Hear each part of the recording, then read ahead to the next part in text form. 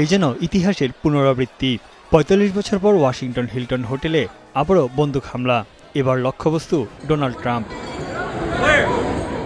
১৯৮১ সালে ওয়াশিংটনের এই হোটেলেই বন্দুক হামলার শিকার হয়েছিলেন তৎকালীন মার্কিন প্রেসিডেন্ট রোনাল্ড রিগান।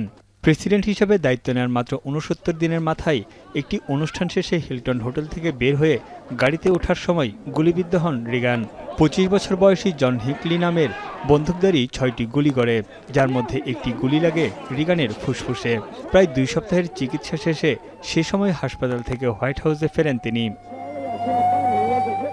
স্থানীয় সময় শনিবার রাতে হোয়াইট হাউসের সাংবাদিকদের নৈশভোজে যোগ দেন মার্কিন প্রেসিডেন্ট ও ফার্স্ট লেডি মেলানিয়া ট্রাম্প। এই আয়োজনে আরও ছিলেন মার্কিন ভাইস প্রেসিডেন্ট সহ ট্রাম্প প্রশাসনের বেশিরভাগ কর্মকর্তা। ছিলেন নামিদামি ২৫০০-এর বেশি অতিথি। ট্রাম্প মেলানিয়া মঞ্চে ওঠার পরই হঠাৎ ছন্দপতন। গুলির বিকট শব্দে হট্টগোল ও বিশৃঙ্খলার মধ্যে সবাই আশ্রয় নেন টেবিলের নিচে। দ্রুত মঞ্চ থেকে সরিয়ে নেওয়া হয় প্রেসিডেন্ট ও ফার্স্ট লেডিকে। এ ঘটনায় হোটেল হিলটন সুরক্ষিত ভবন নয় বলে মন্তব্য করেন ট্রাম্প। ট্রুথ সোশ্যালের এক পোস্টে তিনি দাবি করেন, স্থগিত বলরুম নির্মাণ প্রকল্পটি দ্রুত চালু করা উচিত। সংবাদ সম্মেলনে সিক্রেট সার্ভিস সহ নিরাপত্তা কর্মীদের ভূমিকারও ভূয়সী প্রশংসা করেন মার্কিন president. Planning at the White House, it's actually a larger room and it's much more secure. It's drone proof, it's bulletproof glass. We need the ballroom. That's why Secret Service, that's why the military are demanding it. They've wanted the ballroom for 150 years.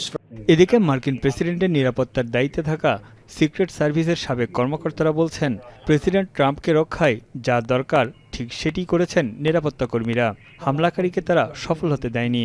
All these interlocking protective details and rings of security as well as checkpoints, just like trying to go through an airport. So they had it pretty locked down. They did the right thing. They did stop the person and they were successful in saving the president's life. তবে ট্রাম্পকে হত্যা চেষ্টার ঘটনা এটি প্রথম নয়। চলতি বছরের ফেব্রুয়ারিতে ট্রাম্পের বাসভবনের নিরাপত্তা বেষ্টনী ভেঙে অস্ত্র হাতে ভেতরে ঢুকে পড়েছিল এক বন্দুকধারী।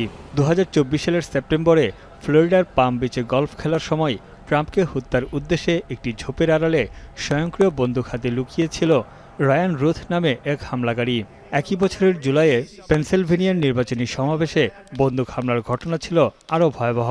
২০ বছর বয়সী হামলাকারী টমাস ম্যাথিউ ক্রুকসের একটি গুলি লাগে ট্রাম্পের ডান কানে। এছাড়াও ২০১৬ সালের নির্বাচনী প্রচারণায় নেভাদা, লাস ভেগাস, ওহাইও অঙ্গরাজ্যেও নিরাপত্তা ঝুঁকিতে পড়েন ট্রাম্প। তানভীর জনি, এখন বিশ্ব। শিয়া বাটার ও ভিটামিন ই সমৃদ্ধ লিলি বিউটি সোপ, তারুণ্যময় উজ্জ্বল ত্বকের জন্য।